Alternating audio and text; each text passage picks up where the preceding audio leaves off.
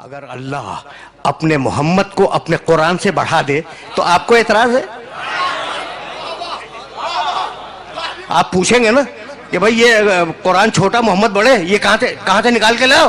भाई नई आयत नहीं पढ़ूंगा, खुदा की कसम नहीं पढ़ूंगा। मैंने दोनों आयतें पढ़ दी और अब दोनों आयतों को तुम्हारे जहन में बेदार करूंगा, और अगर बेदार हो गई मेरी आज की मेहनत स्वागत है।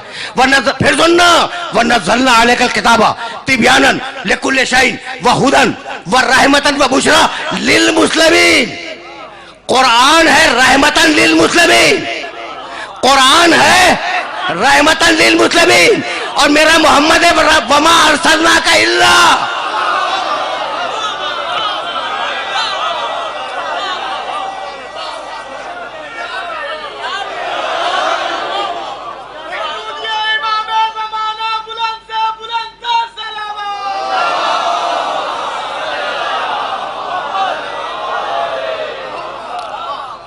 यहाँ कुछ समझ में आया?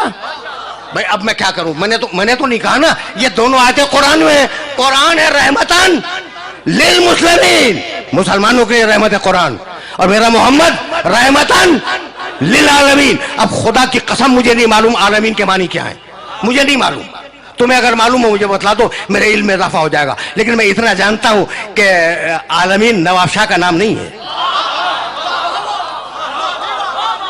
अच्छा, आलमीन पूरे सूबे सिंध का नाम नहीं है, आलमीन पाकिस्तान का नाम नहीं है, आलमीन ये तुम्हारी पूरी जमीन का भी नाम नहीं है। तो फिर आलमीन है क्या? अब मुझे तो नहीं मालूम कि आलमीन क्या है, लेकिन कुरान में एक आयत मिल गई और उसने आलमीन के मानी समझा दिए, और वो आयत हदिया करूंगा, आगे बढ़ जाऊंगा। भाई तवज्जुहात मबदूल है। आलमीन क्या है मुझे नहीं मालूम, लेकिन सूरे हमद में कहा बिस्मिल्लाहिर रहमानिर रहीम अल्हम्दुलिल्लाह है।